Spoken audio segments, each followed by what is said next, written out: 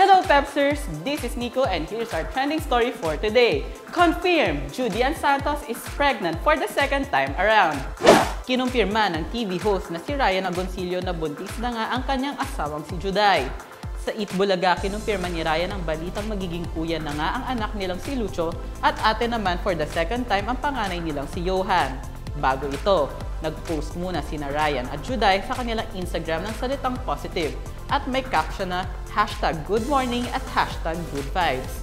Kaya naman umaga pa lang, maugong ang spekulasyon na buntis na nga si Juday. Pagdating na ng tanghali sa Eat Bulaga, ibinalita na ni Ryan ang muling pagbubuntis si Juday sabay ang pakita ng ultrasound ng kanyang asawa at ang first baby bump photo.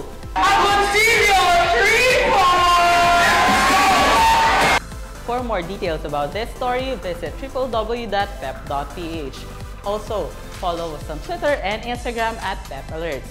And like us on Facebook at www.facebook.com/PepAlerts.